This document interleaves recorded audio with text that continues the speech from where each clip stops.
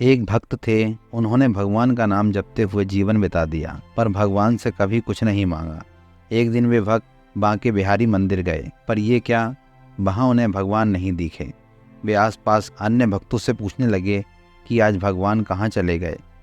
सब उनकी ओर हैरानी से देखते हुए कहने लगे, भगवान तो ये रहे, सामने ही तो हैं, तुझे नहीं दिखते, तू अंधा है क्या? उन भक्त ने सोचा कि सबको दिख रहे हैं, मुझे क्यों नहीं दिख रहे? मुझे ये सब दिख रहे हैं, भगवान ही क्यों नहीं दिख रहे? ऐसा विचार कर उनका अंतःकरण गिलानी से भर गया। वे सोचने लगे, लगता है कि मेरे सिर पर पाप बहुत चढ़ गया है, इसलिए मुझे भगवान नहीं दिखते। मैं इस शरीर का अंत कर दूंगा। आखिर ऐसे शरीर का क्या लाभ जिससे भगवान ही न दिखते हों।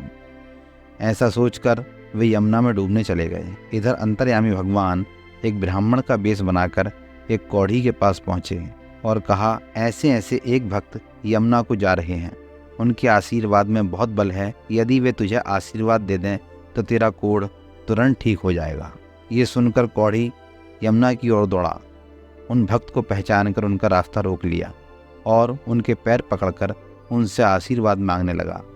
भक्त कहने लगे, भाई मैं तो बहुत पापी हूँ, मेरे आशीर्वाद से क्या होगा? पर जब बार बार समझाने पर भी कौड़ी ने पैर ना छोड़े तो उन भक्त ने अनमने भाव से कह ही दिया, भगवान तेरी इच्छा पूरी करें। ऐसा कहते ही कौड़ी बिल्कुल ठीक हो गया, पर वे भक्त हैरान हो गए कि ये चमत्कार कैसे हो गया। वे अभी वहीं स्तब्ध खड़े ही थे कि साक्षात भगवान सामने आ खड़े हुए। उन भक्त ने भगवान को देखा तो अपने को संभाल न सके और रोते हुए भगवान के चरणों में गिर गए। भगवान ने उठाया। वे भगवान से पूछने लगे, भगवान ये आपकी कैसी लीला है? पहले तो आप मंदिर में भी दिखाई न दिए और अब अनायास ही आपका दर्शन प्राप्त हो रहा है। भगवान ने कहा, भक्तराज आपने जीवन भर जप किया पर कभी कुछ नहीं मांगा। आपका मुझ पर बहुत ऋण चढ़ गया था, मैं आपका ऋणी हो गया था, इसलिए पहले मुझे आपके सामने आने में संकोच हो रहा था। आज आपने उस कौड़ी को आशीर्वाद देकर अपने पुण्य पुंज में से कुछ मांग लिया, जिससे अब मैं कुछ ऋण मुक्त हो सका हूँ। इसीलिए मैं आपके सामने प्रकट होने की हिम्मत कर पाया।